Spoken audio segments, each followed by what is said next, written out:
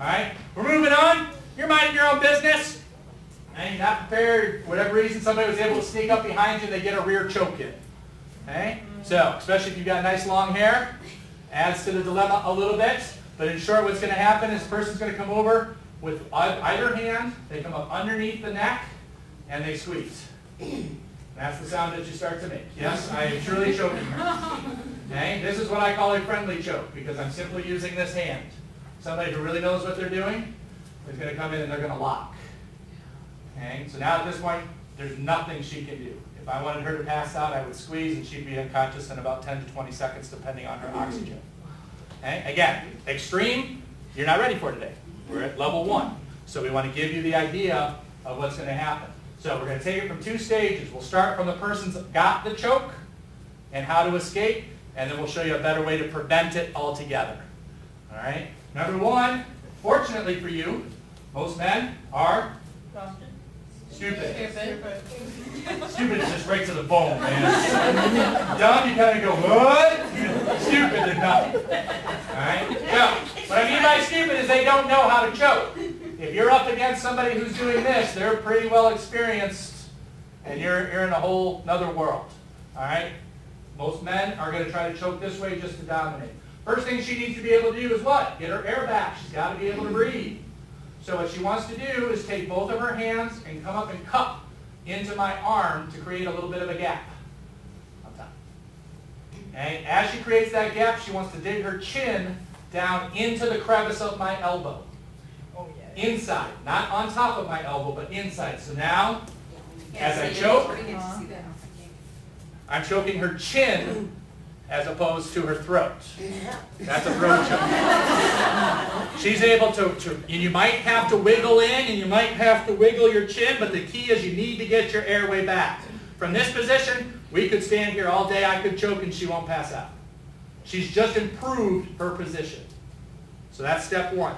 Okay? Now number 2, what does she need to do? Bite. Careful. Biting is okay if you decide that's what you need to do. You have to be aware that there are diseases out there. And if I'm carrying something, she just got it because she chose to bite. So listen carefully. Biting's not wrong. I'm not telling you what to do or what not to do. I'm trying to give you the situations. Okay, so biting could work. In short, she needs to improve her position even more.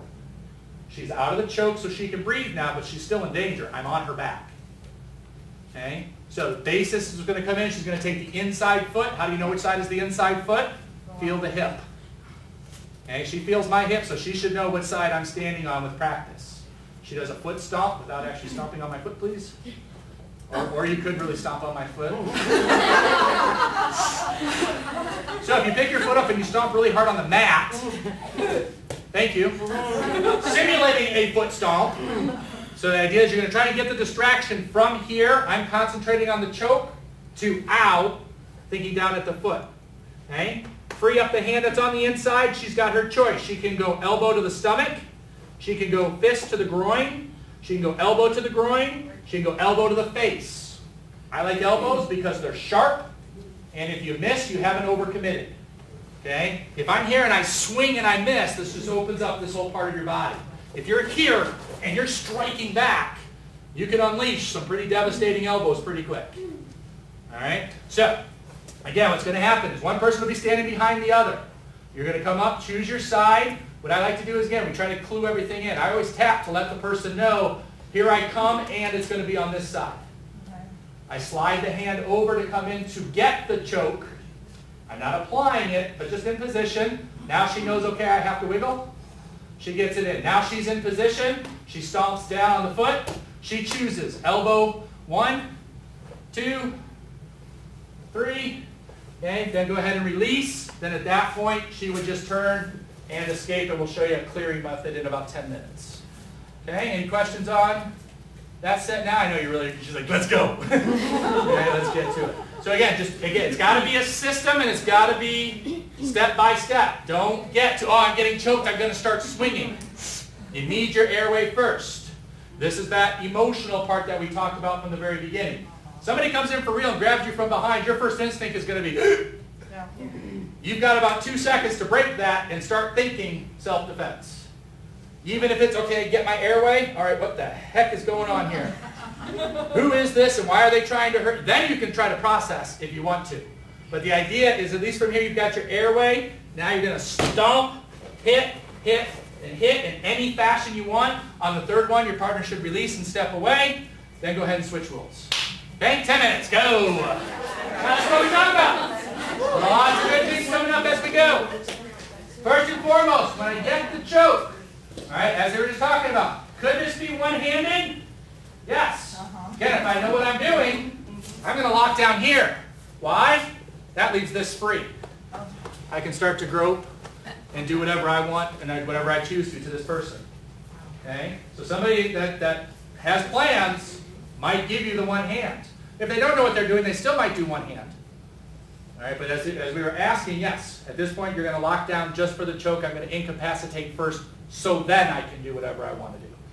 For you, the biggest point is to make sure your chin, so the two questions that came up, hands are side by side so that you can wiggle in. Okay. Number two, so now that she's wiggled in, your chin needs to be in the crevice of the elbow, where the elbow bends. Okay, if we step back and she's up here and I'm off a little bit and I'm choking this way and she just tries, I know it's not comfortable, is it? No. If she tries to just wiggle straight down now with my forearm there, I have enough strength that I can prevent that. Okay? From here, if she turns her head and wiggles into the crevice, I can't control that crevice. And those are some of the things that we're talking about with body mechanics. I don't want you to ever be stronger than your assailant. I guarantee 99% of the time you won't be. But if you're smarter, you have a 99% chance of getting away and being safe. That's a smarter move. Instead of going here and trying to wiggle down, that might work. Going here to the crevice and wiggling down will work. What's better for you? And that's the choice. I want something that will work. I don't want to take the chance on this might or might not work. Okay, so hands side by side, find that crevice, and then duck in. Once you've got the duck, then it becomes stomp. 1, 2, 3. Any fashion of elbows or fists. Make sure you don't really hit your partner. No, not only is it rude, but their turn's next. So you want to be careful. Okay? And as you mentioned, practice both sides. Right? I know black belts. Again, everybody thinks black belt is the pinnacle, and it can be. All right? How long have you been training? 11 and a half years. We talked about it, 11 years. 10 years. 10 years. But if they haven't done this self-defense, that 11 and 10 years doesn't mean anything. Yeah, I spent 10 years doing this, and doing this, and doing this, and looking cool, and doing self-defense things. Those are all good, but until you actually, okay, somebody's choking me, I've got to be able to work my way in. If they haven't done that 10,000 times, they're a white belt in that technique, just like you guys are today. All right? So really take the time, wiggle, into the chin, drop, stomp, 1, 2, 3. Switch roles, let your partner have it. I mean, work with your partner. Okay? Last little bit for this one. This came up several times, and again, it's going to come with practice. All right? You need, part of your analysis process is to understand the situation and not just react. The last thing I ever want you to do is, somebody's choking me, this is what I do. Without thinking about the situation, because there are going to be differences in every scenario. Some of you guys are talking about, well, it's a little bit harder because my attacker is actually shorter than me. So this is going to be a totally different choke than this.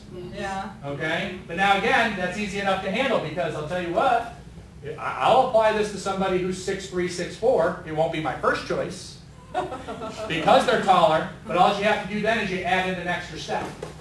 Oh. Okay? I take out the leg, now I am taller. Okay? Don't do that to each other. Yes, sir. But again, what we try to teach is every situation can work for every person. You just might have to alter it slightly. So if the person were taller, can you still choke? Sure. Yes.